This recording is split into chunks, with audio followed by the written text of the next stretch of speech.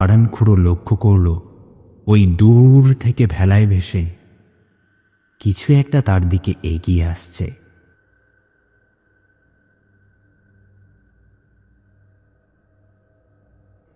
এই রাতে সাদা রঙের কাপড়, কিন্তু কি আছে তার মাঝে?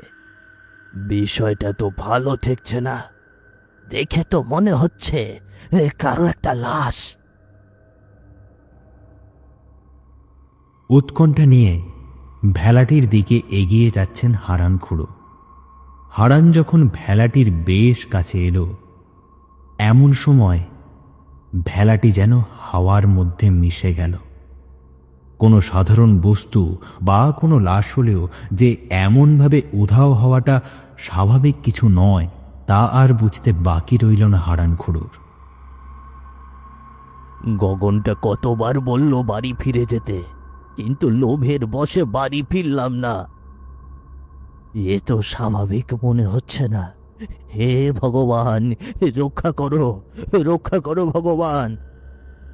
হারানখুড়ো বেশ সাহসী মানুষ হলেও সে তার পুরো জীবনে এমন ঘটনা এই প্রথম দেখছে।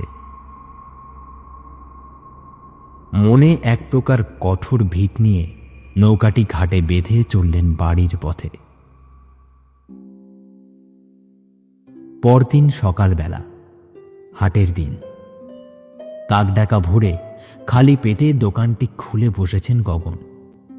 গতকাল তার শরীরটা বেশ খারাপ থাকলেও কিছুতেই দু চোখের পাতা এক করতে পারেনি গগন। সেচ ঘরের পাশে গগন খুড়োকে যে একা রেখে আসা ঠিক হয়নি, সেটা নিয়েই তার মনে বারবার কু ডাকছিল। হারানখুড়ো নিশ্চয়ই বাড়িতে পৌঁছে গেছেন, নাকি একবার গিয়ে খোঁজ নিয়ে আসবো তার বাড়িতে। ভোরবেলা দোকান খুললেও এখনো পর্যন্ত কোনো খদ্দেরের দেখা পেল না গগন। সকাল 9টা নাগাদ তার দোকানের সামনে এসে হাজির হারানখুড়ো। হারানখুড়োকে দেখার পর মনে মনে এক প্রকার শান্তি পেল গগন। রাত থেকে কতই না চিন্তা করেছে গগন খুড়োর জন্য। খুড়ো, কি তোমার জন্য বেশ চিন্তা হচ্ছিল গো? যাক, তোমাকে দেখার পর মনে বেশ শান্তি পেলাম। তা চিন্তার আর কি আছে রে? এই বুড়ো বয়সে কি আর হবে? তোর দোকানে এসেছি কিছু সদাই নেব বলে। তা নেবে বটে, কিন্তু তুমি হাটে যাওনি দেখছি। চলে আসার পর কি মাছ তো আর কপালে জোটেনি? মাছ তো অনেক পেয়েছিলাম, কিন্তু ঘটেছে এক ভয়ঙ্কর ঘটনা। হারানখুড়ো যে ভীতু প্রকৃতির মানুষ নয়, তা গগন আগে থেকেই জানেন। যেহেতু হারানখুড়ো বলছে ভয়ঙ্কর ঘটনার কথা, তাহলে নিশ্চয়ই এটি কোনো সাধারণ ঘটনা যে হতে পারে না, তা গগন ভালো করেই জানেন। তোমার কাছে ভয়ঙ্কর ঘটনা কি হয়েছে শুনি দেখি। তা পরে বলবো তোকে, এখন দে তো কিছু সদাই দে, জলদি ফিরতে হবে, হাতে সময় নেই। তোর কাকিমা আবার উঠোনে কান্নাকাটি করছে। জলদি জলদি দে বাপ। বেশ বেশ, বলো কি লাগবে। ধূপ, তিল, চন্দন, ঘি, দড়ি আর সাদা কাপড় দে। সে কি, এই সাত সকালে কি আবার স্বর্গবাসী হলো গো খুড়ো? পরে তুই জানতে পারবি, এখন আমায় জলদি ছাড়। যেহেতু হারানখুড়ো আজ বেশ তাড়াহুড়োর মধ্যেই আছেন, তাই গগন তাকে আর বেশি প্রশ্ন না করে তার বলা মতোই সব সদা বের করে দিল গগন। সদাগুলো নিয়ে এক মুহূর্ত দেরি না করে বাড়ির পথ ধরলেন হারানখুড়ো। সকাল গড়িয়ে দুপুর নাগাদ গগন দোকানে চুপচাপ বসেছিলেন। মনের মধ্যে নানান রকম প্রশ্ন ঘুরপাক খাচ্ছে হারানখুড়োর জন্য।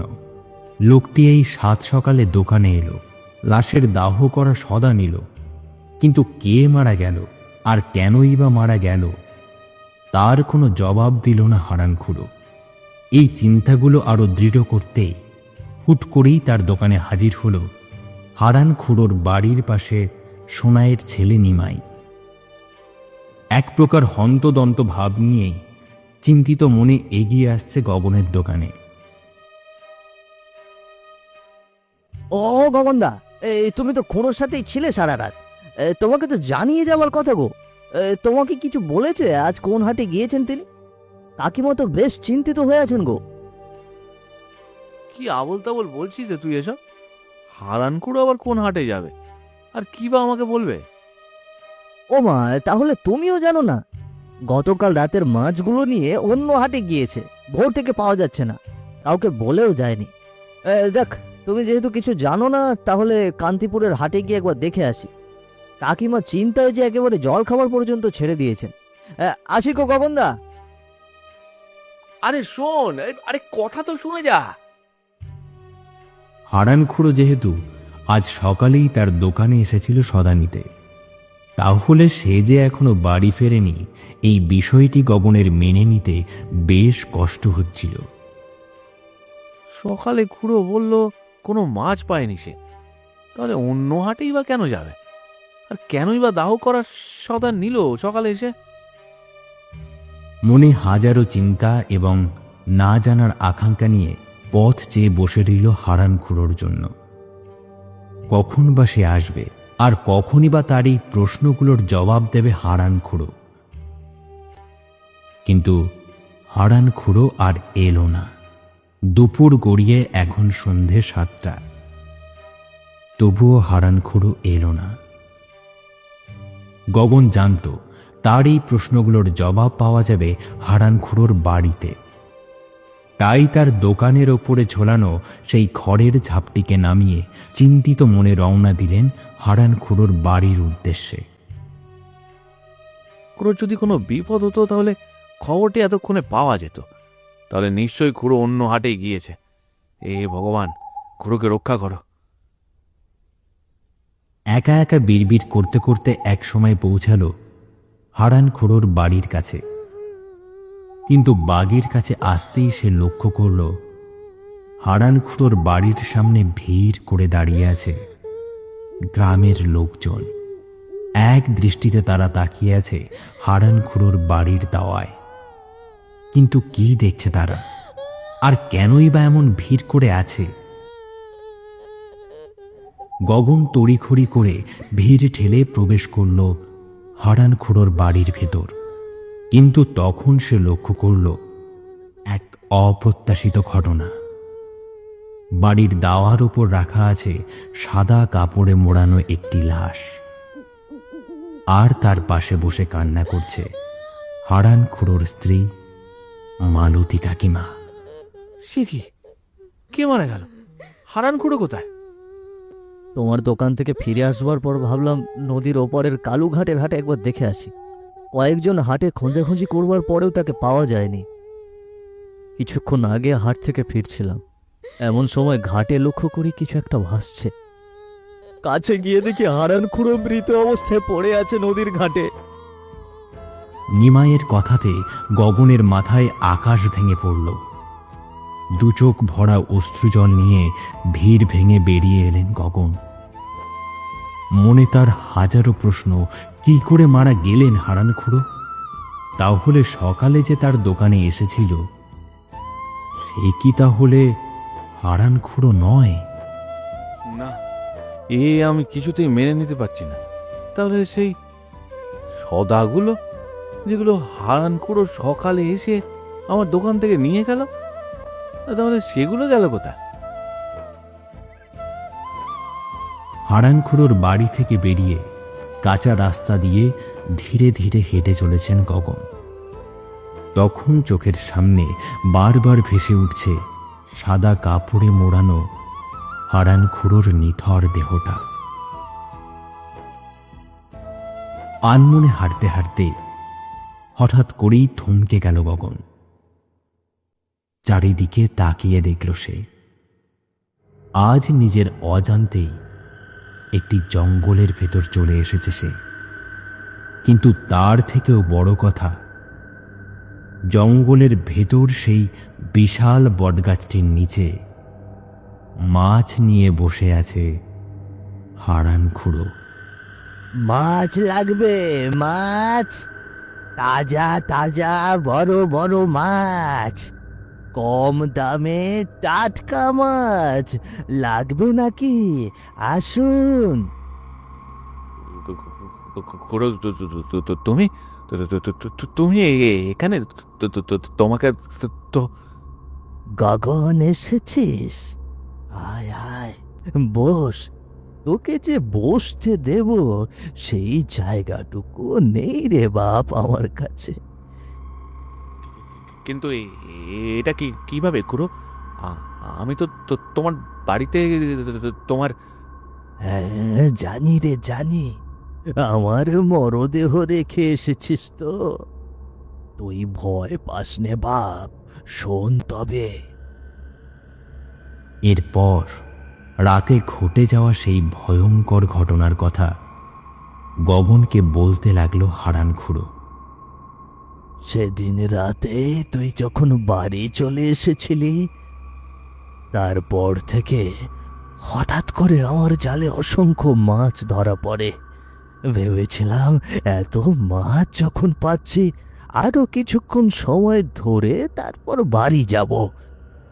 কিন্তু এমন সময় আমি লক্ষ্য করি একটা ভেলাতে সাদা কাপড়ে মোড়ানো কিছু একটা ভেসে আসছে।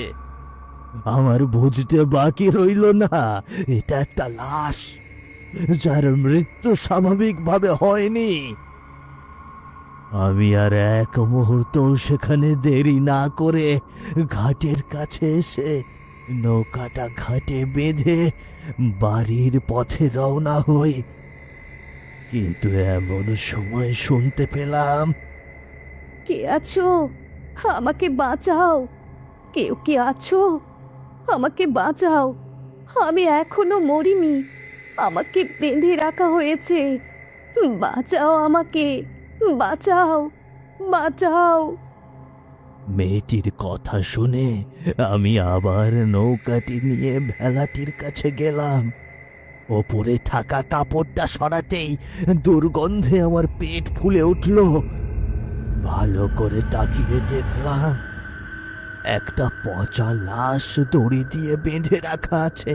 ভয়ে পালিয়ে যাব এমন সময় সেই লাশটি আমার হাত চেপে ধরলো।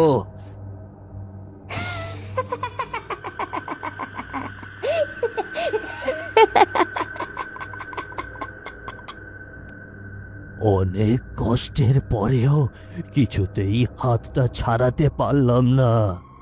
লাশটা ভেলা থেকে উঠে এসে আমাকে নিয়ে নদীতে ডুব দিল। নদীতে পড়ার পরেও কিছুতেই তার হাতটা আমার হাত থেকে সরাতে পারিনি। ধীরে ধীরে সেখানে আমার দম বন্ধ হয়ে আসে। হারান খুড়োর করুণ মৃত্যুর কথা হারান খুড়োর নিজের মুখ থেকে শুনে গগন যেন ঠাঁই দাঁড়িয়ে রইল সেখানে, আর অনর্গল তার চোখ দুটো দিয়ে জল ঝরে যাচ্ছে। আমাকে তুমি ক্ষমা করে দিও খুড়ো। নিজেকে যে ভীষণ অপরাধী মনে হচ্ছে। কাল রাতে যদি তোমাকে ছেড়ে না যেতাম তবে তোমার এই করুণ পরিণতি হতো না। আমাকে তুমি ক্ষমা করো, ক্ষমা করো খুড়ো, ক্ষমা করে দিও। এতে তোর কোনো দোষ নেই রে গগন, সবই আমার লোভের ফল। দিক বিদিক ভুলে মাছ ধরতে শুরু করেছিলাম। তুই কখনো এমন লোভ করিস নে গগন। ওই ডিপ ঘরের কাছে আর যাস নে মাছ ধরতে। সেটা যে অভিশপ্ত, অভিশপ্ত। আজ আমি আসি গগন, আজ আমি আসি রে গগন। তোর আশাতেই ছিলাম এতক্ষণ বসে। তোর কাকিমাকে বলবি আমি বেশ ভালো আছি, ভালো আছি আমি, ভালো। চোখের সামনে থেকে উধাও হয়ে গেল হারান খুড়ো। এরপর থেকে আর কখনোই সেই সেচ ঘরের কাছে যাওয়ার সাহস করেনি বিষ্ণুপুর গ্রামের লোকজন। হারান খুড়োর মৃত্যু যেন এক নতুন অভিজ্ঞতা দিয়ে গিয়েছে তাকে, কিন্তু আজও অজানা রইল। হারানখুড়ো যে দাহ করার সদা কিনেছে